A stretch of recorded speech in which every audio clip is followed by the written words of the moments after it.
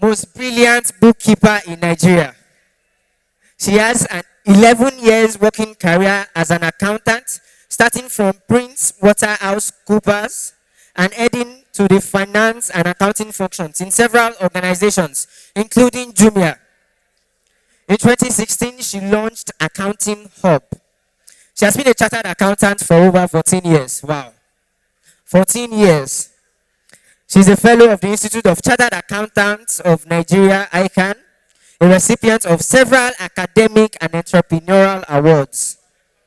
So she's going to be taking us on bookkeeping for your business. I'm inviting on stage Chioma Ifeanyi-Eze. A round of applause for her, please. A round of applause, please. Okay, can we have a level of decorum, please? Can we please be quiet? A round of applause for Chioma as she graces the stage.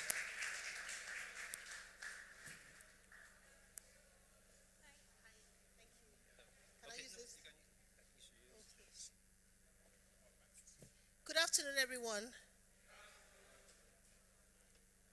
I have my slides. So welcome. My name is Chioma. I'm an accountant, and I'll be teaching us to keep books in our business. Yeah, but why can't I have my screen zoomed? So they don't need to, yes. That's fine.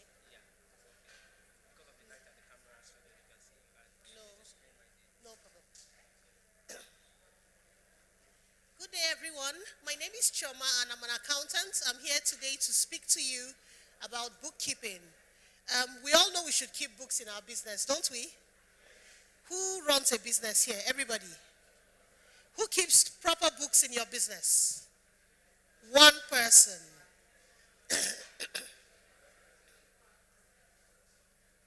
Only one person keeps good books? Two people. Interesting.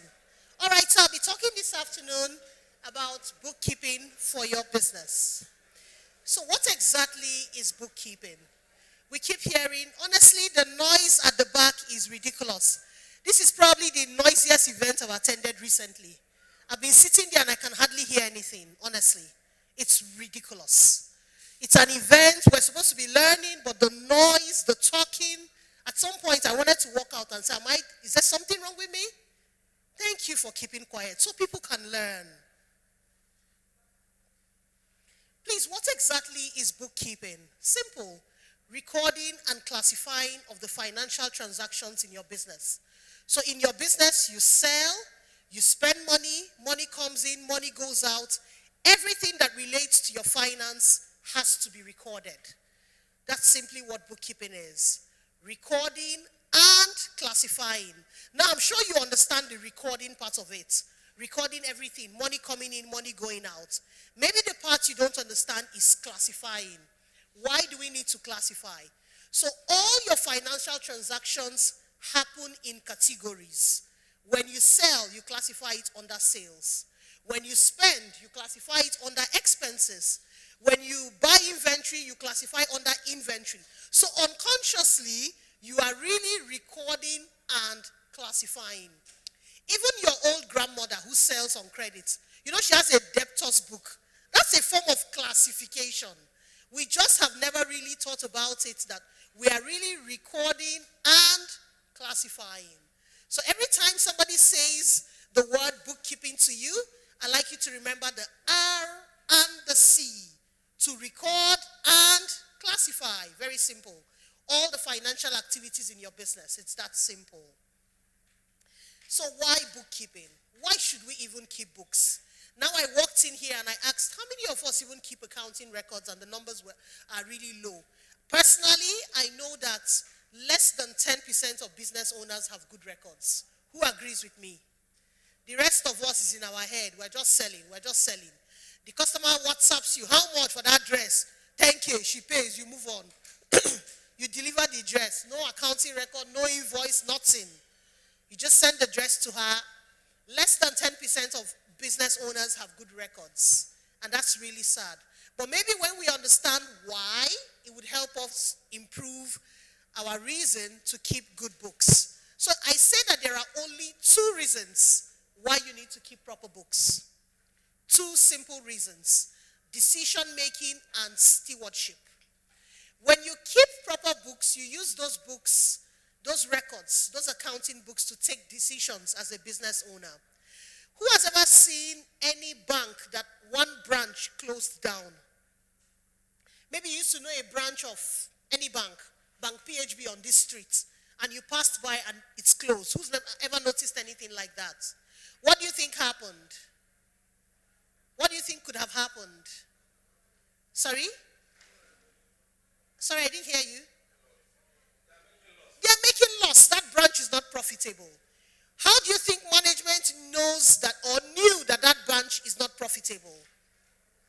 The numbers, the records, they looked at the transactions that happen at that branch, the amounts of salary they are paying, the money they are making versus what they are spending. And it's okay, this branch is not profitable, close it. That's a decision. You wake up and you look through your debtors. You mean they're owing us 4 million? Or you start calling them. That's a decision. It took you to see the numbers to take that decision. You go to your warehouse. Are you saying we still have a lot of the red dresses? Oh yeah, let's do sale. Let's do sales on the red one. That's a decision. When you have numbers, then you can take optimal decisions.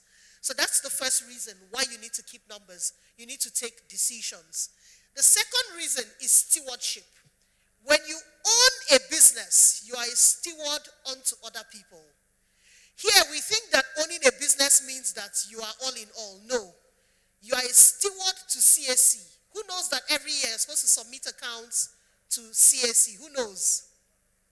You're a steward to your shareholders. You're a steward to your employees. Employees don't like working in a place that has poor record keeping. Do you know? If a customer comes, please, my refund, God, we don't have records. The customer will nearly slap that employee. You're a steward to the tax authorities. You're a steward to the government. You're a steward to your lenders, to your borrowers. So stewardship is another reason why you have to keep books. Even though you own the business, you have to keep books because you're a steward to someone else. To the government, to the tax authorities, to CSE, to creditors, to financial institutions, to the banks, to regulators. Some of us run businesses that are regulated. So you need to keep books because you're a steward. Now, you're asking, I'm a business owner. Me, I didn't study accounting. Are they now saying I should go and learn bookkeeping? Maybe these three statements will help you. Who agrees that as a business owner, you wear several hats? So you are head of operations, head of HR, head of marketing, head of everything. Who agrees? So if you don't learn bookkeeping, how will you be head of accounts or head of accounting in your business? I know that as a small business owner, you cannot afford an accountant. Isn't that another reason why you should have a little knowledge of bookkeeping? Because, hey, really and truly, you can't afford an accountant. Even when you say, I had one accountant, I'm paying 50K, 70K, bros, maybe he's a cashier. Don't we know? No, don't you know that he's a cashier or the guy goes to the bank and helps make invoices, but she's not really, you know what I mean, right? Yes, thank you. Right? You need to understand your numbers in decision making. You need to even use those numbers. If you don't have the slightest incline about bookkeeping, how then do you use your numbers if you know nothing about it? And even when you outsource your bookkeeping to an accountant, and the accountant does the books, if you know nothing about it, how do you even know you got a good service done? How do you even pitch and raise money from investors when you know nothing about your numbers? How do you even understand the totality of your business? Everything we are doing here, wear t-shirt, Techpoint, pull slide, everything. If the money is not making sense, everything closed down. Who agrees with me? Yes. Everything we are doing here, everything you're doing in your business, if the money isn't making sense, that business goes down the drain. So you need a little bit of bookkeeping knowledge as a business owner. That's why business owners go for an MBA. Accounting is a major, major course. Finance, accounting is a major course that they take at MBA sessions. Because every business owner needs a little bit of accounting knowledge. So here's why you need bookkeeping for you and for others. For you as a business owner, you want to know how your business is faring, you want to take decisions, you want to satisfy yourself, you want to grow your wealth and meet your needs. That's why you need to know your numbers. And of course, for others, the taxman wants to calculate your tax, CSC wants you to submit your reports, the law even requires it. There's a penalty of 2,500 naira every month that you have no records. So if you're thinking that the taxman will walk into your office and say, your books, I have no records, he just sits and says, please, from when did you have no records? So that he can do the calculation of the penalty first. That's one penalty before the penalty of the tax you did not pay. So he starts from, please, when did you say you started? You say, 2006, and you mean you have no record? Say, yes, we have no record, no accountant. You say, very good. So he starts calculating 225 and multiply it and give you the first penalty. Then, hey, let's talk. That's one penalty. So can we now use your bank statement to calculate the tax and bring more penalty? Because even the fact that you have no records, it's a wrongdoing already, and there's a penalty to it. And then, of course, when you have no records, you miss out on opportunities. I remember there was an advertisement for women to attend a program called Women X. The X means extraordinary. And it was in Lagos Business School. So a lot of women, I was there, we went in for the interview. The only thing they asked me at the interview, what was your sales last month? Expenses, this, that. That's the admission. Because they know many people will fail. Many people don't know anything about their numbers. So we were 50 in a class. It was a program sponsored by World Bank. They even gave us a tab. It was a Lagos Business School program. And the cost of that program was 1.2 million. So they asked us to pay 70K, just like a commitment fee. Paid our fees. If you see the food, it's another level. And it was a program for maybe 5 months. Now, I could only have gotten into the Women X program because I had records. Because I have accounting records. That's the only thing they asked me at the interview. And I'm sure they know that is a disqualifier question because many people won't get it. They don't know. What do you say? I don't know. What's your ex? I don't know. What's this? I don't know. Thank you. Go that side. So it was easy to choose 50 people out of 1,000 people because the people that know their numbers are not many. So it means that when you don't have numbers, you miss out on several entrepreneurial opportunities. Several of them. Okay. And then you're thinking, what should I use for my bookkeeping? The answer is simple. The accounting software that fits for your business. You should use a software. I'm not here to tell you to do manual record keeping. Honestly, because the way things are going, what would you do with it? Let's say you go to the printer and you print all those invoice booklets we used to print, and you're writing in them and stacking them up. Then what? What decision will you take with a stack of invoices? Those stack of invoices, what's your sale of last month? Compared to the sales of the quarter. Compared to sales of last year, nothing. You're just stacking those papers. As they grow old, after a while, they become a nuisance. They start packing dust. Do we agree? They start packing dust. So those paper invoices don't help with any decision making. They don't tell you your numbers, except you sit down and start adding them up. So really and truly, no matter how small your business is, I always suggest that you use some form of software. There are free ones, and there are paid ones, and there are really affordable ones. So I never teach anybody to use manual accounting. But hey, what can I say?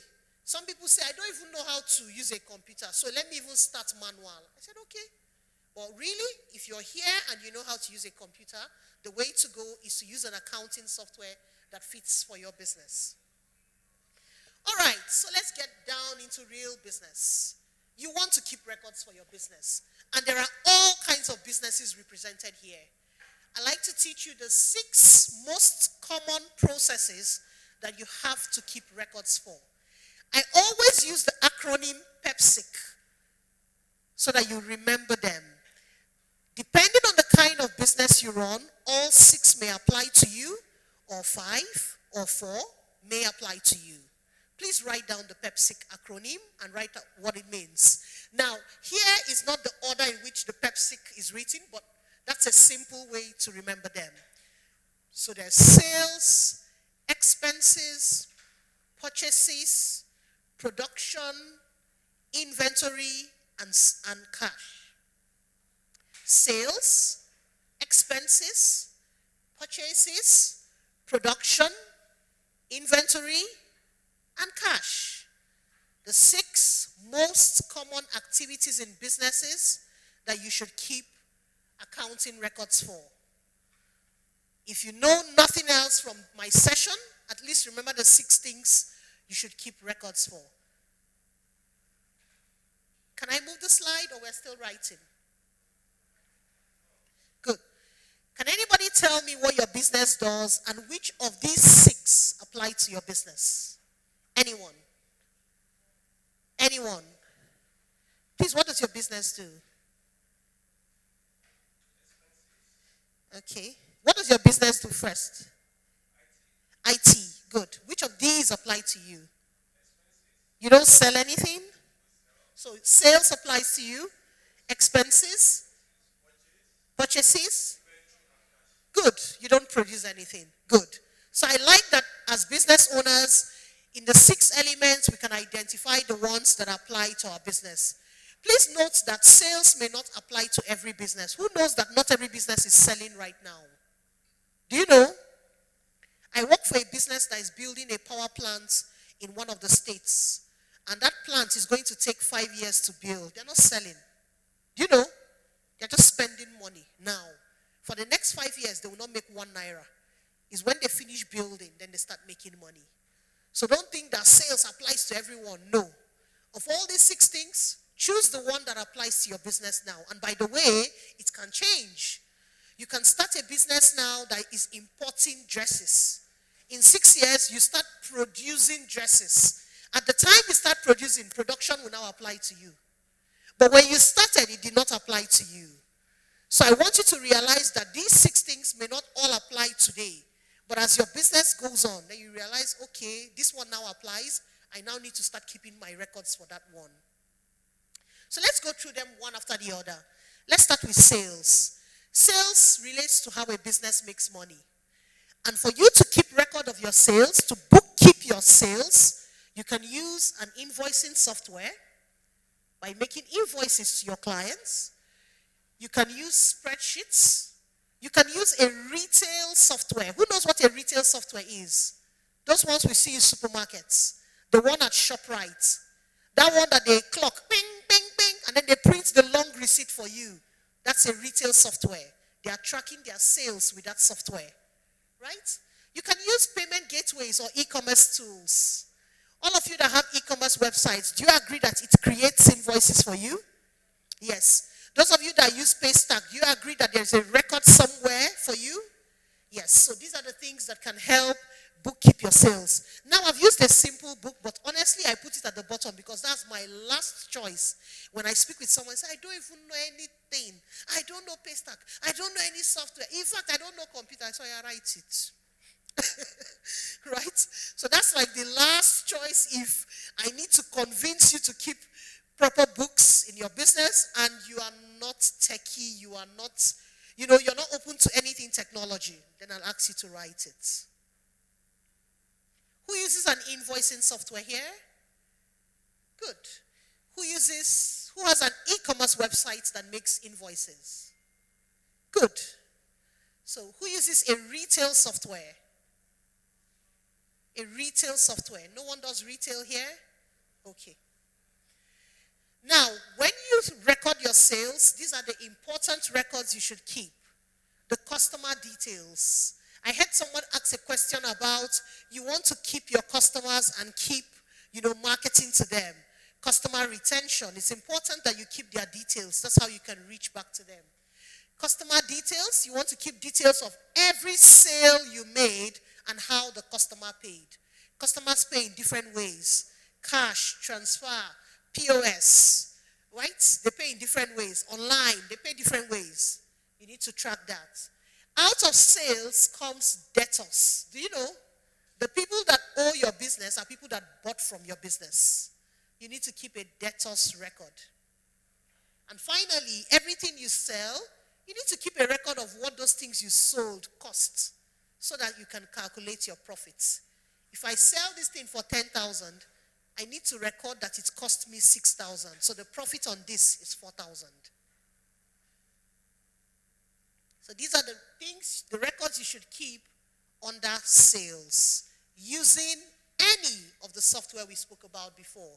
Spreadsheets, invoicing software, retail software, any of those. And these are the records that you should keep for sales. Expenses. This is how a business spends money on the running of the business. Please, I want us to draw a distinction between expenses and purchases. I'm sure someone is asking in his mind, what's the difference? So this is the difference. Expenses is money you spend to run the business. Some people call it OPEX. Some people call it office running. Money you spend to run the business. Salary, internet, telephone, diesel, generator repairs, vehicle repairs. You know those things you spend to run the business.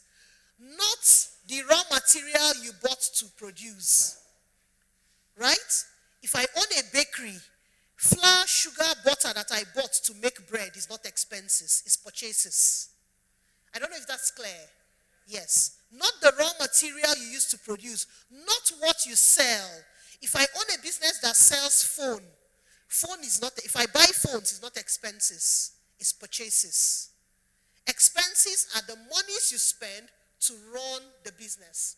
Marketing, Facebook ad, Instagram ad, internet, telephone, diesel, fuel, salary, leave allowance, staff welfare, staff birthday, buy cake, do this, auditor came, buy him water, buy drink, transport to the bank, all of those, right? Those are the things we refer to as expenses. Clear?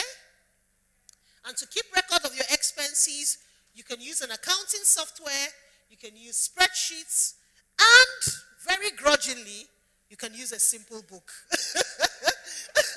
I'll keep putting it there, but it's not like it's exciting to say.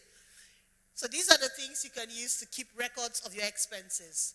Now, you spend money in two ways, either from the bank or in cash. When you spend money from the bank keeps a statement for you. Who knows? When you spend in cash, does anybody keep a statement for you? So please, let me announce to you that you have the duty of keeping a cash statement for yourself. So when you're spending from the bank, no problem, you can print the bank statement later and go through it. This 20K that we paid, okay, it's internet. This 30K we paid, okay, it's for training. But for cash, you need to keep the record. There's no record anywhere. So anytime in your business, you go to the bank and you withdraw cash and start spending. Please remember, there is no record anywhere. The best the bank can give you is that 20K you withdrew. But all the little things you did with it, you have the duty to keep the record immediately as you're spending it. Now, as you spend money, you must categorize it. There are several common expense categories, and I have 11 of them there for you. Every time you spend money, it falls into a category. If I buy pen for writing, which category is it? Stationery and printing. Good. If I pay Loma to carry my waste, which category is it? Cleaning and waste. If I buy recharge from EKEDC, which category is it? Sorry? Electricity. So it's important we understand our categories, right? If I repair the door handle in the office that broke, which category is it? Repairs and maintenance. Every business needs to have its categories of expenses. As you spend money, categorize it. Every business should have its own bespoke category of expenses. As you spend money, categorize it. Now, let me skip this. So here are the records you should keep for expenses. Every time you spend money and you want to record it, please make sure you pick these 6 things. I go to some places and I say, let me see your expense record. They will show me a book, John 2000, no reason, no dates, know where the money came from, no category, nothing, just John 2000. That's the expense. Please, if you've been recording expenses like that, these are the things you should capture. Who you paid, John. What for? Transport to deliver a letter. Amount, 15. Date, 16th August. From where? Petty cash or Zenith Bank. Where did you pay him from? The expense category, transportation. I don't know if it's clear. These 6 things you must capture when you record expenses. Many of us capture only 2 or 3. I say, John, 2000. That's what I see everywhere I go. They say, in fact, that's the one that even writes the reason is try small. John, transport, 2000. Those ones are even trying. Can I move the slide? Good. Purchases. Remember we drew a distinction between expenses and purchases. So now we are in purchases. Purchases is how a business buys what it sells or what it will use to produce what it sells. Meaning, you buy what you sell or you buy raw materials. Maybe I sell phone. I buy phones, I sell phones. Purchases. I buy this dress, I sell it. Purchases. I buy fabric, zip, button, and I produce this dress. Purchases. Clear? So in a tailoring shop, if I pay my rent, what is that? Expenses. If I buy fabric, what is that?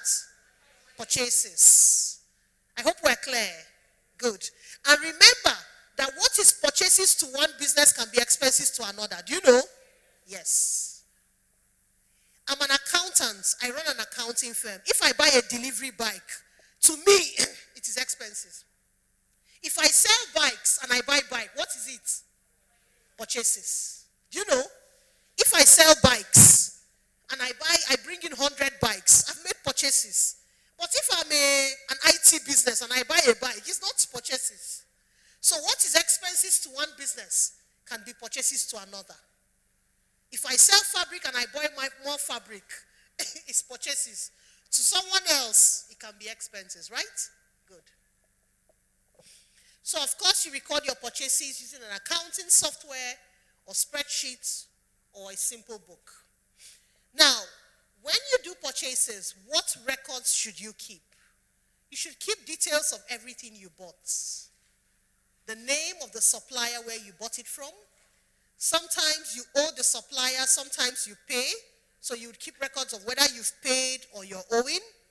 And any associated purchasing costs. Who can give me an example of costs you incur when you purchase? Transport, air freight, clearing. Do you know? Yes, now when I purchase from China, I will clear it.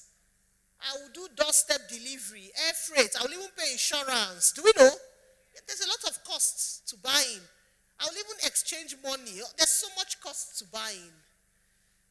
All of the costs associated with purchasing, you add it to what you purchased. So these are the records you should keep. And remember that when you purchase, you deal with suppliers. You may need to keep records of supplier ledgers if you're owing the supplier. I can have a constant supplier that I buy from. Maybe I'm a tailor and I buy a lot of fabric from you. You're my supplier. Today I come and buy fabric, 100K. I pay you 80K. You know I'm owing 20. I come back again, buy 200K. I'm still owing 20 from that one. I pay 100. You know, that's what people do with their suppliers. They keep buying and paying, buying and paying. So you need to keep proper ledgers for each of your suppliers. Right? Production. Now, this only relates to production or manufacturing businesses. If you're a bakery, if you produce hair cream, body cream, you produce shoes, whatever, dresses, any business that takes raw materials and takes them through a conversion process and brings out finished goods is a production or manufacturing business. Does anybody here produce or manufacture anything? Okay, so we have some people, so let's talk about it. I wanted to skip it if we didn't have any. So if you produce, you can use an accounting software or a spreadsheet or a book to keep your records. Now here's the important thing. There are two major records that anybody who produces should keep. The first one is all the materials you put into production, the cost of it. And the second is what you brought out of production, the quantities. Every time I visit a business that produces, I never see these records kept. So if I'm a bakery, everything I use to produce bread today, flour 2 kg, butter 10 kg, sugar, that's what I'm asking you to keep. Everything that went into production, write it out, and the cost. Then what came out of production, 250 loaves, record it. Clear? What went into production and what came out must be recorded. Inventory. So inventory relates to the goods that a business is holding. And a business can hold inventory as items it wants to sell, or raw materials, or items it wants to consume. A cleaning company holds inventory of cleaning materials. Do we know? A business that sells clothes, like a boutique, has inventory of clothes, shoes, accessories, all sorts of things. Some businesses have inventory of raw materials. Whatever kind of inventory that a business has, records must be kept. All the inventory coming in, all the inventory going out, and all the inventory at each point in time. You know that time that there was this xenophobia and all the shops in ShopRite were burnt down? Who remembers? You know, when insurance companies, some of those people insured their goods. And when insurance company comes to, give you your insurance claim, my slides have gone off. When they come to give you your claim, they ask you for the worth of your inventory at the time that those things happened. Lucky for those who have software that is in the cloud. Because those who had the one that the software is there, it was burnt too, right? They lost it too. But those who use cloud-based inventory software, they will just go in and check what they had, the quantity, the value of what they have, and they can give it to the insurance company to claim, to pay their insurance claim. Cash. Businesses that make cash sales need to keep records of their cash. Very important. Cash going in. Please zoom the screen. Cash going in and cash coming out. Cash comes into a business from cash sales, or the business goes to the bank to withdraw cash. And cash goes out as cash expenses. Cash also goes out when you take cash from your sales and take it to the bank. Cash is going out. A business needs to track all of its cash. One of the mistakes I see business owners do is they only track their cash sales. So they come to you and say, hey, what did you sell today? They calculate the cash of what they sold. But they forget that many other things are happening to cash. They went to the bank and withdrew cash for expenses. They spent out of the cash sale. They took some of the cash sales to the bank. A lot is happening with the cash. Delivery man brought cash. Somebody who was owing last week brought cash. A lot is happening with the cash. But they are only reporting today's cash sales. So you see them looking very confused because the cash records they are keeping does not capture all the cash coming in and going out. They are only talking about cash sales. Madam will call the shop. What you not sell? What you not sell? Madam, there's a lot going on apart from what we sell. But it's the truth, What you not sell? How much your hand? How much your hand? How much you don't sell? There's a lot going on apart from what you don't sell. You should have a detailed cash report, all the cash coming in and all the cash going out. Then you will see a balance of your cash. Not just what you don't sell. Okay, we don't sell 60,000. Last one, come pack dirty. We give her 3,000. Okay, chicken collect 5,000. Peter, come pay. Is that what I'll be telling you? But the madam gives her what you don't sell. She doesn't remember that a lot is going on with the cash. So please keep that in mind. There's a lot happening with your cash. It's not only sales. Cash is coming in, cash is going out. You need to record all of that. Now, I'd like you to keep these in mind. 11 things I like to leave with you as you think about your bookkeeping. Please remember that whatever way you're keeping your books, keep it easy for retrieval. You're keeping those books because you would need those numbers. Somebody else will need it. Keep it easy to retrieve. Number 2, remember that in this age and time, you are walking around as a business owner doing many things. Choose the method of that you can enter data from anywhere. Maybe you went for lunch with the MD of Coca-Cola. You enter it, lunch expenses, MD, right? You're sitting in your office on your laptop, you can still enter. You're catching a plane at the airport, you can still enter. Whether on your phone or on your computer, please choose a bookkeeping method that allows you work from anywhere. Number 3, remember to choose a bookkeeping method that allows for collaboration. I am entering, my staff is entering, my PA is entering. Not the one that is only you doing. After a while, you get tired, you don't do it again. You know, that's what causes it. You are trying to do all the record keeping yourself. After a while, you get tired. But if everybody else is doing, my girl went to the market, she bought things, she's entering on her phone. And I'm seeing it. Me, I'm here spending money, I'm entering. Collaboration. A simple Google Sheet can do that. You know, even Google Form can do it. So when you think about bookkeeping, think collaboration. Think, I don't want to do it alone. Let others help me so that I don't get tired and stop doing it. Number 4, when you think about bookkeeping, please keep your record in a way that others can understand. Anything that you do in your business, that if I bring a complete stranger, you start asking, what's this? What does this mean? What does this mean? That thing, you're not doing it well. You should keep processes that even a stranger will understand. So those people that are writing John 2000 is because he knows that any money they give John is for fuel. Do you know? Yes. Any business I go, they write John 2000. You say, who is John? Oh, it's our security. He's the one buying fuel. So half of the reason is in the person's head. It's not written there. That's poor record keeping. Any record that an outsider cannot understand is poor record keeping. Write it, John, fuel for the generator. Do you understand? Let everybody be able to understand. Number 5, remember that people will come and go in your business. So whatever record keeping, not the one that Nkechi was writing it at the back of her jotter. She resigned with the jotter. That's what happens now. Is it not true? Yes. She was writing at the back of that her jotter. Hey, Nkechi, she no come work. Hey, now that's in there her jotter, man. That's poor record keeping. Remember, as you're planning bookkeeping and you're seated here, people will come and go in your business. In fact, the way my business works, even if you catch my staff on the road and steal her laptop, my records are intact. Everything is in the cloud. Even if you meet my staff on the road, hey, your money or your life, take laptop, carry go. My record, even as she come, madam, they tip myself, okay, we continue. I will feel bad that the laptop is lost, right? But I won't lose any records because it's in the cloud. So that's how I want you to be thinking. Number 6, someone can use another person's outputs. So when you're keeping records, remember that what you entered as your own output can be somebody else's inputs. So when you're keeping books, please think about it in that way.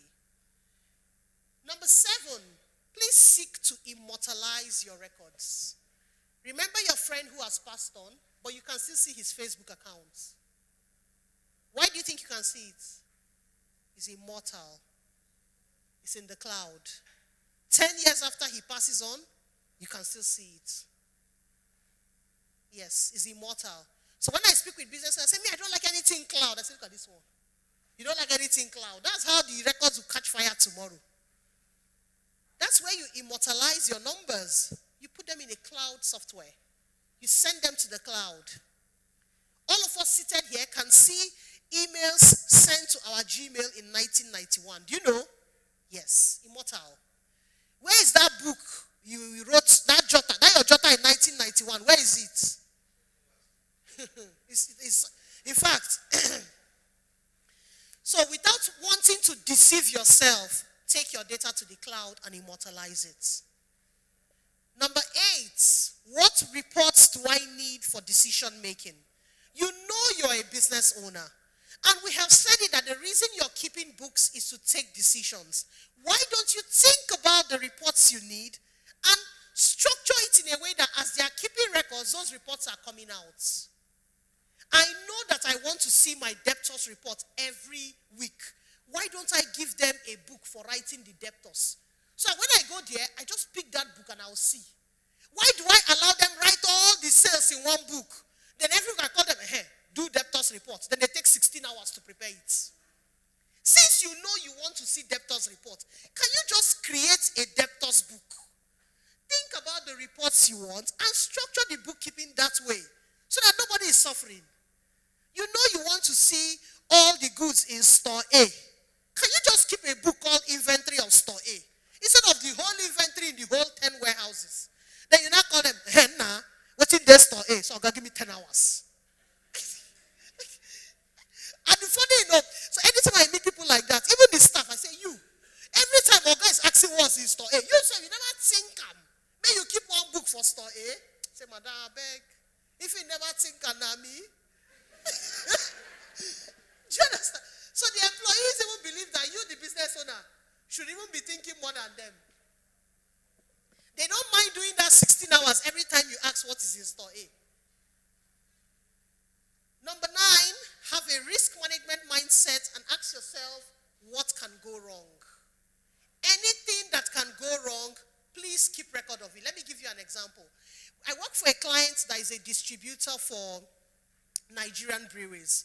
Every time they bring a trailer load of beer, on the way, some will break. So maybe they came to deliver 100 crates. By the time they are offloading, they will offload 97 because 3. Some bottles have broken. They couldn't deliver. Do you understand me?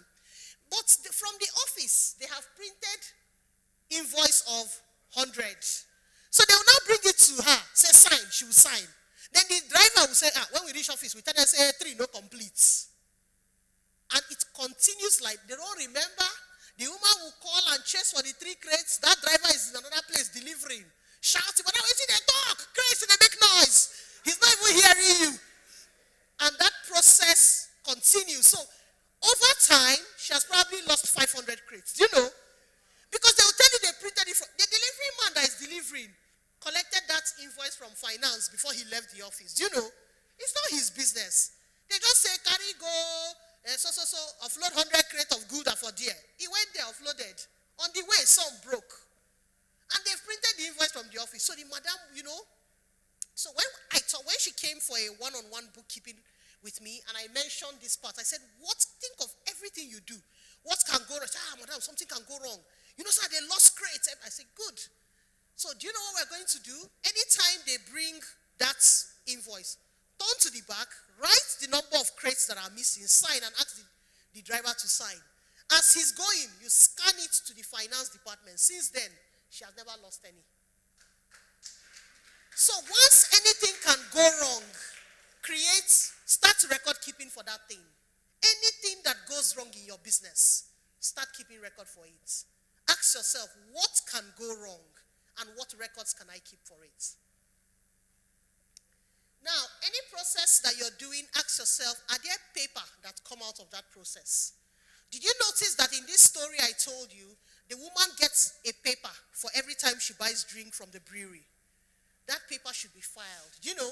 So when you're doing bookkeeping, some paper will come. When you purchase, you get supplier invoice. Do you know? You should file it. In your entire bookkeeping process, are there any paper proofs that come out, and how are you keeping them? You should also think about it in your bookkeeping. Finally, in all the records you're supposed to keep, is there anything that an outside party wants from you? Remember to keep the record in the way it is easy for that person. Is there anything that an outside party requires of you? Keep the record in the way it is easy for that person. The taxman wants you to pay VAT. VAT is 7.5% of sales. It means that the moment he walks in, he says, where's your sales? I don't know if you understand. So you know that somebody outside is interested in your sales. Why are you jamming the book of sales with expenses and everything? At least you know that there's somebody somewhere that needs this, my sales book. When he comes, he will ask me, can I just even keep it separately so that when he comes, I don't know if you understand. Some people say, madam, the sales is in front, middle is expenses, back is petty cash. I say, only you. Everything is here. But you know that there's somebody outside interested in this. Keep the record in the way that person will easily use it when he comes. Right? I wanted to share some helpful tips, and I like us to read them out together. tips that can help us. Number one,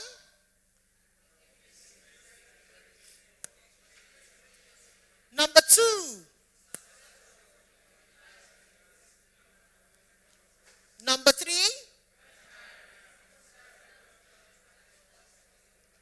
Please read that number three again.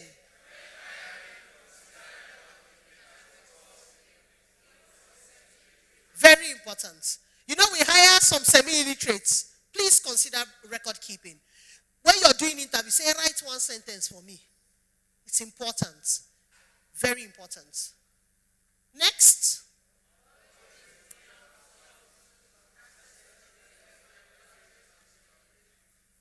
Number five. Number six.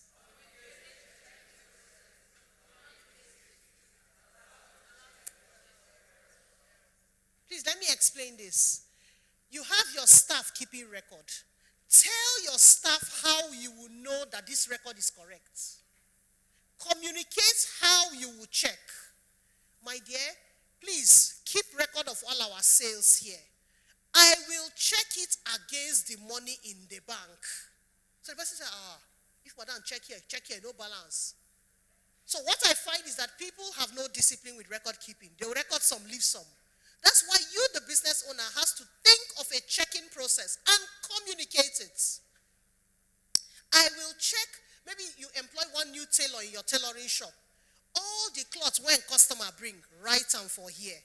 I go check them. If put all the cloths here, I go check them every day. Say the checking process. So the person understands that there's a way to check back. And it helps them correct themselves. So before she close, make I go count how many cloths they bring today. Oh. Then she will come say, 10. How come I go write 9 now? You know, it already puts a checking process inside of the staff, right? The next one. Next. Think about what can go wrong. The next one. Understand the records that are important to external parties and keep them in the way that they want them. The final one. Know when to choose a proper bookkeeping software and get an accountant. Templates and books are very limited, tedious, and can be distorted. Thank you so much, everyone.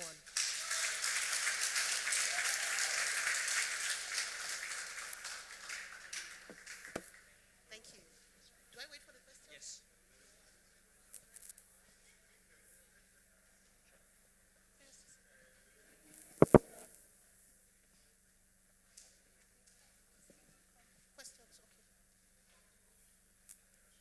Okay. Once again, can we just give her another round of applause? I'm sure we learned a lot. Did we? Thank you. Okay. Yes. So just before we go into the question and answer session, please remember to keep on your marks. And if you're using social media, please tell everybody what you're learning here today. The hashtag is SME Clinic 2021. So yeah, if you have any questions, I'm sure you have a lot of questions. We have a lot of questions, right? Yes. So if you have any questions, just line up to the mic closest to you. Any mic that's close to you, just go there and line up. So, yeah. Okay.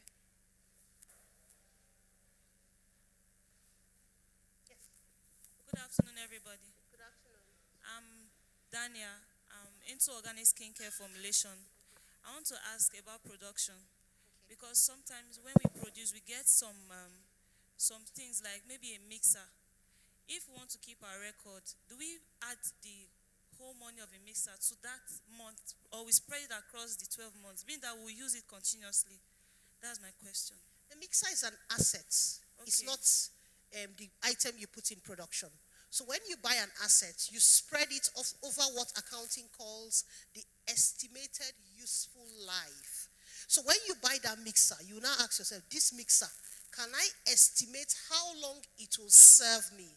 Maybe 3 years. Then you convert that 3 years into months, 36 months. Then you spread it. So when you're recording your expenses, you will record mixer and the cost of that, the portion for that month, right? Based on your estimated useful life. I hope I was clear. Thank you. Good afternoon. Good afternoon. Good afternoon. Thank you for the session. Okay, my name is Oluwatosi, and my business is a manufacturing business. We make and sell dates products. So my question is about taxes. You mentioned 7.5% of sales for VAT. So sometimes I get confused because, again, the business is a small business and it's a manufacturing business. And when I read articles online about tax exempt business, something like that, at what point does my business incorporate VAT for the products that we sell, or are we supposed to add VAT, for the product that we sell? And then also withholding tax, that's WHT. What's the difference? Okay. So VAT is a sales tax. It is 7.5% of your sales. But for production and trading is buying and sell.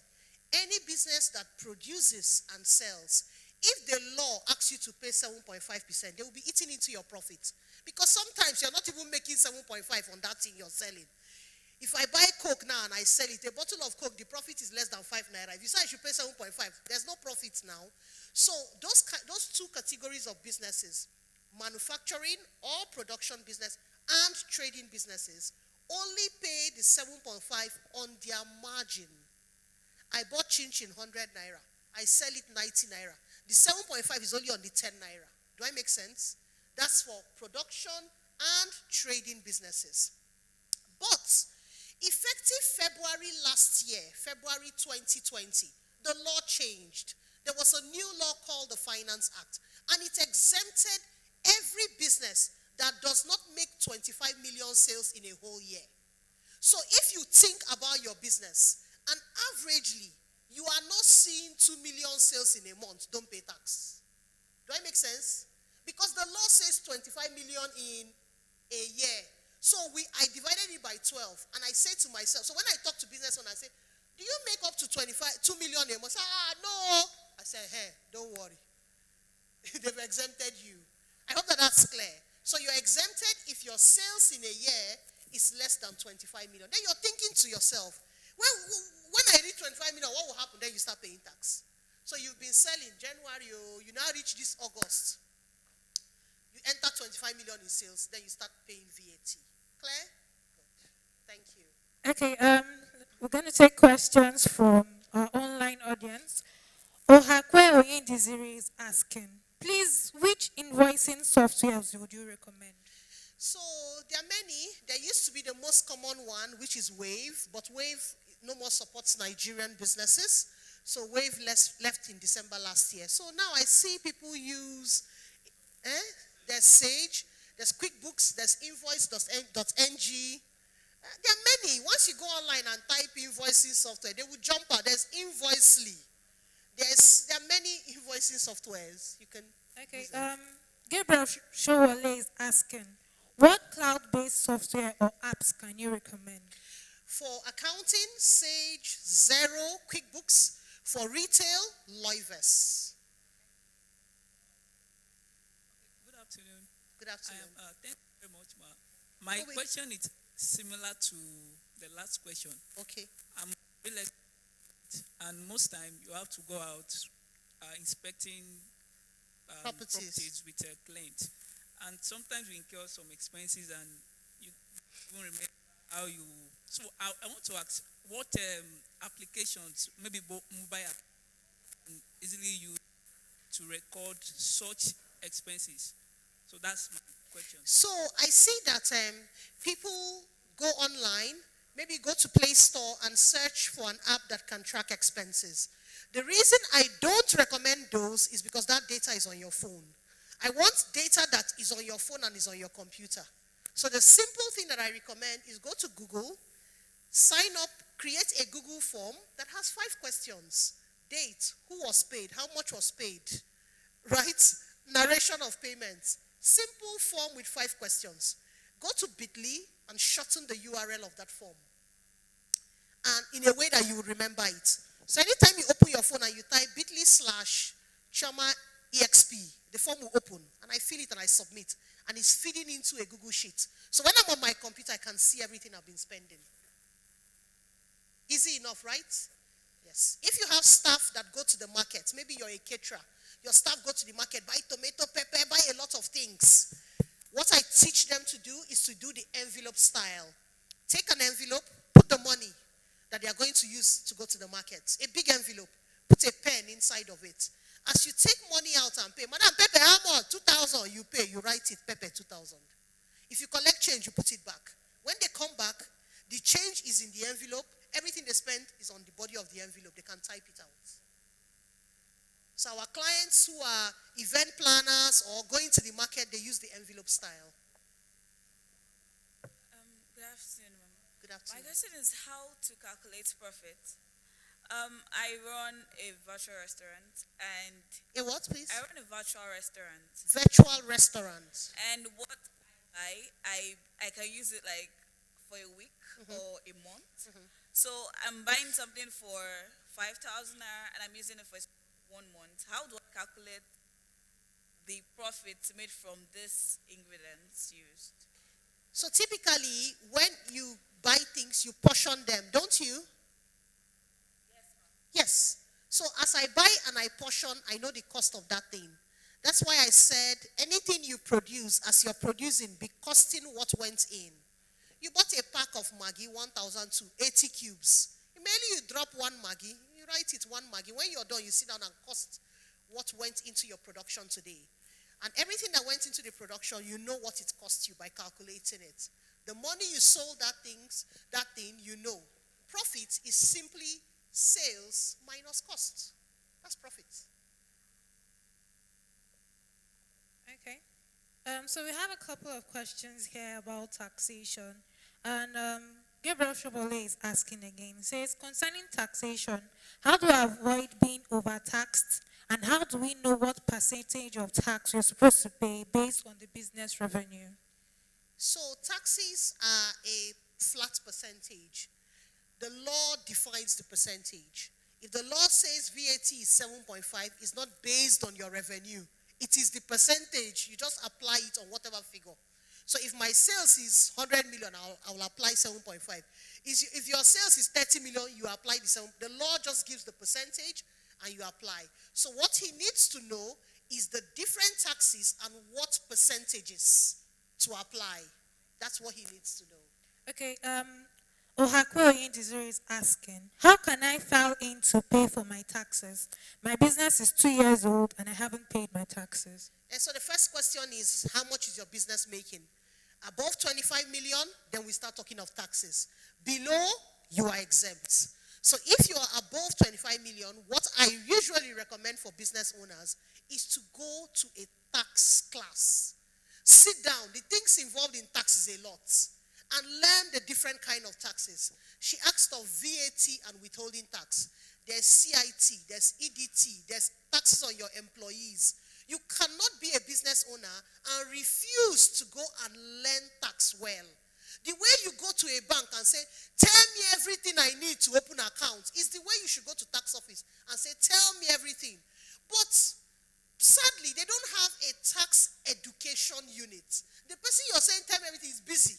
Say, I beg, okay, go and read it online. Do you understand? So the truth is, take ownership of your tax knowledge and go and learn it. Because ignorance is not an excuse. Do we know? They can't come to say, I don't know. No, you can't. So take it upon yourself. If you see that there's a class on tax, go and learn it. And say, and register for the class, 5K, 10K. Ask all your questions. Ask the instructor to bring tax. That's the one I want to do now. Practical tax class, where I will even share the tax form and fill it. Everybody will fill it in class. So that people really understand these things we're talking about. Right? Good afternoon. Okay, my question is for a small business that has been running for a while but still struggling to grow. At what point do you place yourself on a salary? Oh, good question. And how do you know how much to place yourself on? Oh, good question. You place yourself on a salary from the day you start the business. But the truth is, you would say, the business cannot afford me. But you have to keep body and soul together. I used to work 11 years before I started my business. When I started my business, I will not pay myself what they were paying me. I will be lying to myself that I make that amount from the first month. So I created a salary that my business can afford. Remember that you are this MD CEO. You can promote and demote yourself. So yes, as you like, promote, demote. So you wake up today and say, okay, we're making money, I'm paying myself 400K. Tomorrow we're making money, I'm heading to 600K. Yes, promote yourself, but please pay yourself a salary. By the way, I have a 1,000 naira ebook I wrote that's titled, This is How to Pay Yourself as a Business Owner. So in that book, I teach it, how to pay yourself. I even explain to you, I put a table of suggested salaries depending on what you're making in your business. Then I go further to explain when you pay yourself, the tax implication. Because the tax implication of paying yourself as a business name is different from the tax implication of paying yourself as a limited company. Because as a business name, you and the company are one and the same. As a limited company, you and the company are two different people. So the implication of paying yourself, depending on how your business is registered, are very different. Do I make sense? Yes. But to answer your question, please pay yourself from day one, no matter how small. Because if you don't, you'll be pinching money from the business and be lying to yourself that you're not taking money. So pay yourself. That's the first way to separate yourself from the business. Half of the reasons why small businesses die is poor separation of self. Who knows? Madam say I collect 20K there. Madam say my. In fact, once you engage me to work for you as an accountant, the first question I ask, sir, is this a proper business? Meaning, you and this business are what? Separate. There's no, hey, that one is my own, leave it. Don't ask me what it is. I don't do that kind of accounting. Everything I see there, I'll ask you. Take your salary, go and buy chocolate and ice cream, buy Brazilian hair for girlfriend. Here, we keep the books of the business. Yes, yes, because some people, you will look at their bank statements, there's all sorts. You're not doing business. You're not doing business, and an investor is not interested in giving you his money. Yes, sir. All right. Okay, there's someone waiting. Yeah. Okay. All right, thank you, ma. If accounting was taught like this in school, I wouldn't have run out. Thank you so much. Thank you. So, my question is on production and manufacturing, basically. Okay. So, I am into production. Please take off your mask so we can hear you better. Yeah. So Thank I'm into production of natural medicine, basically. Okay. So I just specializes on sexually transmitted infections and diseases. So most of the times I send my products to America. Okay. Recently, I got a report that it was destroyed. I was sending it to Trinidad and Tobago. It was destroyed on the way because I think they don't allow herbal medicine, something, and it was in liquid. So they destroyed the liquid ones, and then the powdered one that I made in teas, they didn't. So under which category would I record that kind of loss? Because I have to find a way to like make another kind of extract, and I capsulated it and sent again. It wasn't destroyed. So, but then I've made a big loss on that part. Under what category would I put that? That's my first question. Then second question, let me put it together at once. So most of the times, because it's supposed to be a natural medicine, there is no preservatives of any sort. And then entrepreneurs, most times you don't make the expected number of sales and it gets spoiled. Under what category again are you supposed to All put? those are inventory losses. Whether they destroyed it, whether it got spoiled because it was it stayed beyond the shelf life.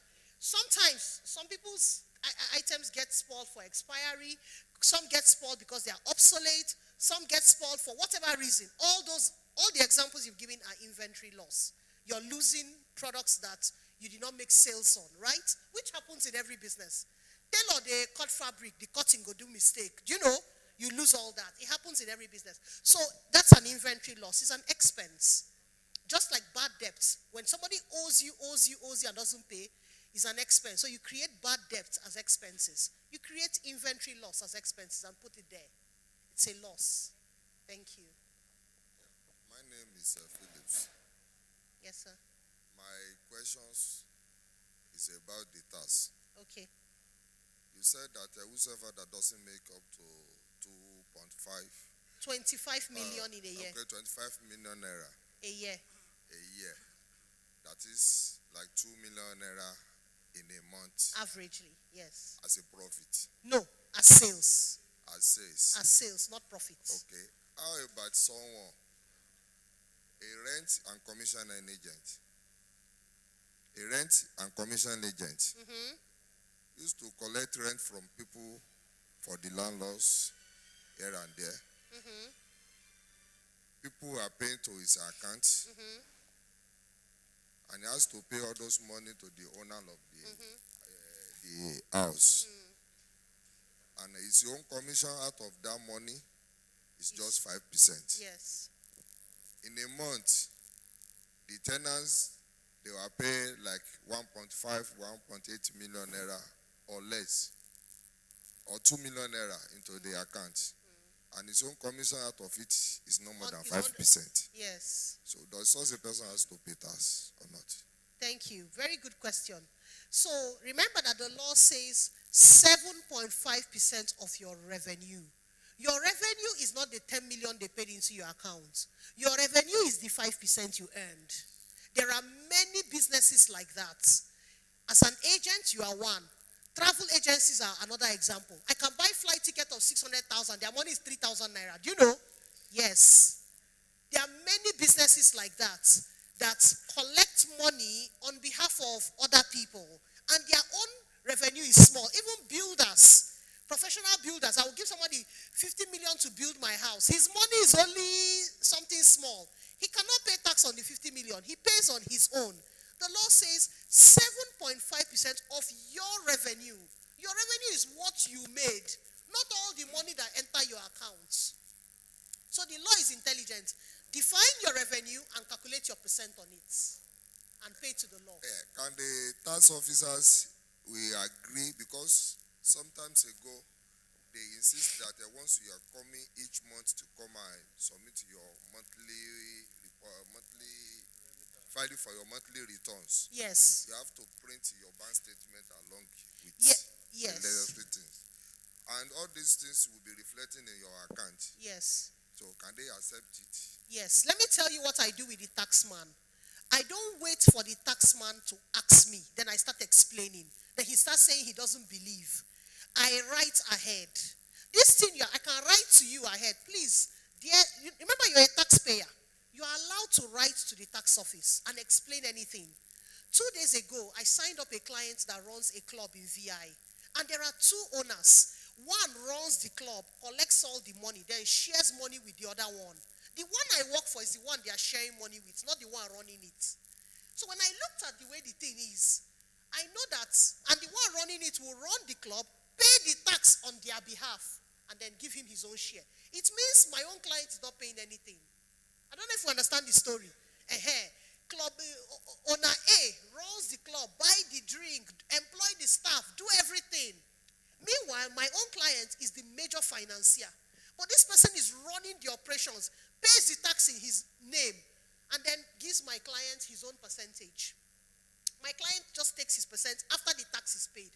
And I looked and said, this thing will cause trouble, because the taxman will come and say, my client has never paid a couple of tax. Not knowing that another company runs the business and pays the tax. Do you know what I did? I write ahead. I write to the tax office, explain the story.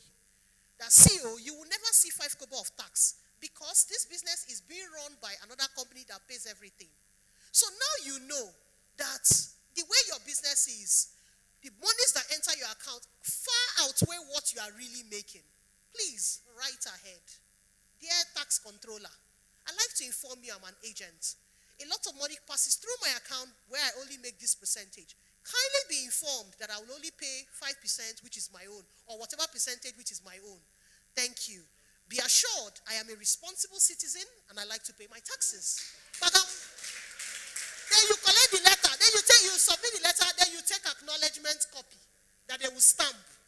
Then you file that acknowledgement copy, then you wait for them. Yeah, lastly. Then they come, you're waiting. Thank you, ma. Thank you. Lastly, I was able to get some contract from some state institutions. Okay. They gave us the contract. When it comes to stage to make the payment, they will deduct withholding tax. Yes. Out of the money. Yes. and they will not give us anything to back it up. Yes. I once fought for it, but they don't listen. Yes. I expect them to give us some paper that will back us, that there are some withholding tax with them. Either for them to pay on behalf of the company to the tax office or how. So I don't know how to go about it. So in order not to be making us where you are not supposed to be, do something like that. So how can we go about it? No, they remit it. Before, when they deduct withholding tax from you, they give you something called a withholding tax credit note. But that doesn't happen anymore because it's electronic. Please log into your FIRS portal and print it yourself. It's now electronic. Nobody gives it to you. If I deduct withholding tax for you, I state your TIN and pay it on your behalf. It's in your portal. Go to FIRS website, log in, and you will see it there. If you don't see it, please ask whoever deducted your withholding tax. Yeah, thank you, ma'am. Thank you, sir. Okay. So we're going to be taking 3 more physical questions, just 3 more physical questions, and we're going to be taking 2 more online questions. So I have a couple of questions here. Someone is asking, how do we get the ebook on paying yourself? Okay, so I think the website is accountinghub.ng/pay-yourself-ebook. accountinghub.ng/pay-yourself-ebook. The page will open and you can click and buy it. Marlene is asking, what accounting terms should I be familiar with in case of bankers and other professional accountants?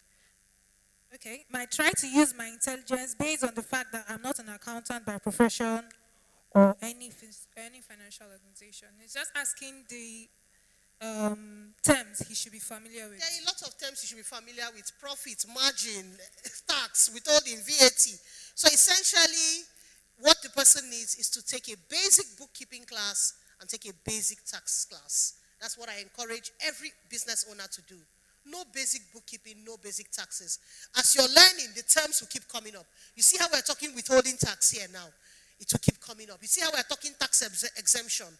So once you attend the class, those terms will come up and you will learn it. Okay.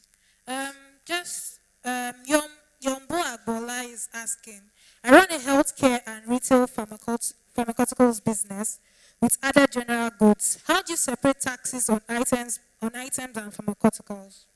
On items that are? Items and pharmaceuticals. Okay, so it's simple. He should use a retail software. I suggest Loiverse, because Loiverse is in the cloud. When you're creating items, it will ask you whether a particular item is tax exempt or not. You don't pay VAT on pharmaceuticals. You don't pay VAT on bread. You don't pay VAT on children items, on books. So as you're creating those items, mark it no tax. So when as customers are buying those items, the system is intelligent enough to calculate your tax. Clear? Actually, the question I'm about was the last question the man asked about the withholding tax. Okay. Because when I do supply to a company and they charge me withholding, some company will give you a certificate that they paid on your behalf. While some company you have to be running after them, chasing them. You will not even get it at the end of the day. But I think you've answered to the question. The second question, your book, is it soft copy or hard copy? It's soft copy. It's soft copy. You can't get it hard. No, I don't. So how do you get it online? Accountinghub.ng/pay. If you can put it, everybody can see it. Please, I don't know. Okay, accountinghub.ng/pay-yourself-ebook.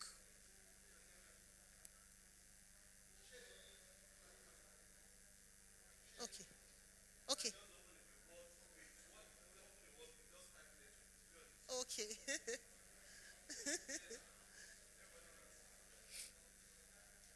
hub.ng/pay-yourself-ebook. Is the spelling of accounting correct? Yes. So you hit enter.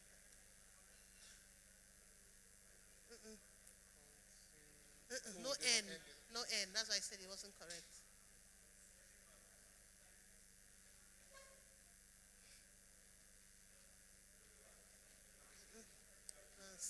My SSL just yesterday. I'm going to fix it. Yes. It's very easy. That's it. It's 1,000. It teaches you to pay yourself. 22 pages, you read it in 10 minutes. Okay, so we're taking only 2 more offline questions. Okay. So, All right. Good afternoon, ma'am. No, the website. Okay, what you want to see is the URL. Okay. Is the URL. So he says you should open a Word document and type the URL boldly. Okay.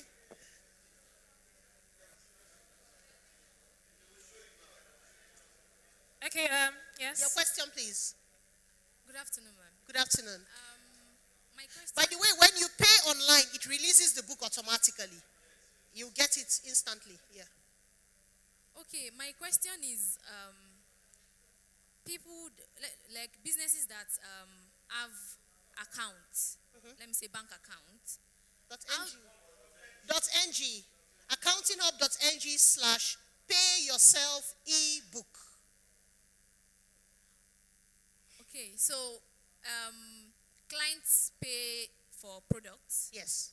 I'm a recycler. I make furniture from waste. Okay. So when clients pay, banks deduct.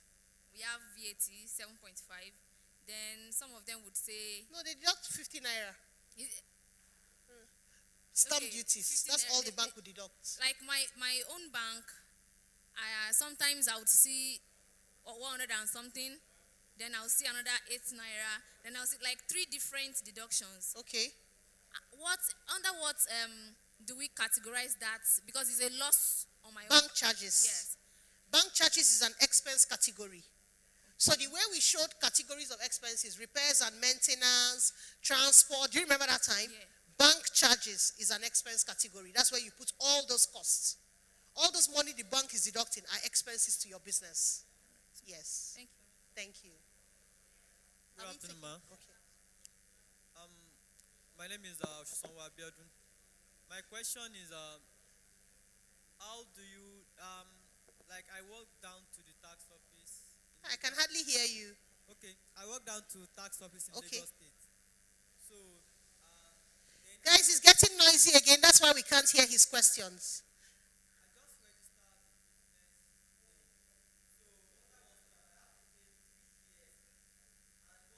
You have to pay 3 years. You asked for 3 years of what, please? Who said so? When did you register the business? And they say you should pay 3 years of past or future. You want to acquire? That you should pay 3 years of tax. Of the past or the future. You can't pay tax when a business did not exist. No. No, it's not a good advice. You can't pay tax for a business that does not exist. and she said, And then he waits for 3 years. But you cannot pay tax at the time I incorporate a business this year. In the eyes of the law, it was non-existent last year. I can't pay tax in a period that I was not existing. No. and she said that the minimum I can pay as a single person is 10,000 something. That's the share they give to a trader.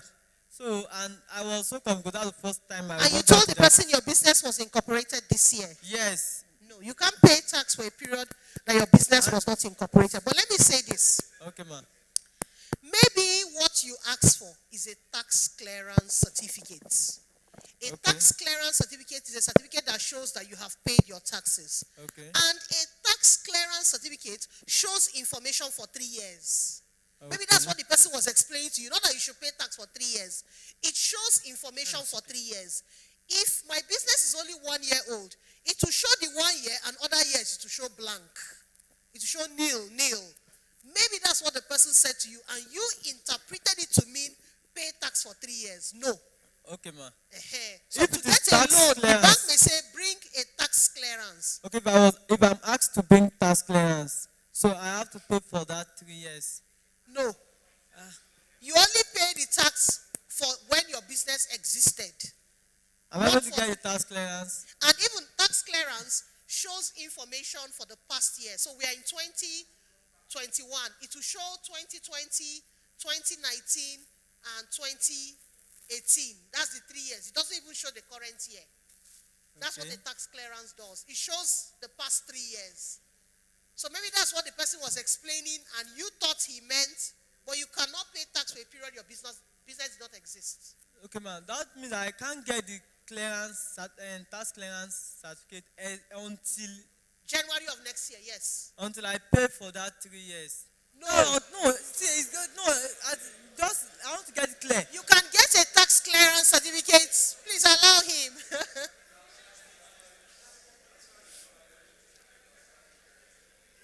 You can get a tax clearance certificate from January 2022 because your business started in 2021. Because the certificate only shows for 3 past years. It doesn't show for the current year. Do you understand? So from January, if you apply for a tax clearance certificate, they will give you, and it will show 2021. Okay. Then it will show 2020 nil, 2019 nil. Okay. Yes. Thank you. Please give a round of applause for her. If you have any more questions, you can meet her personally after the event.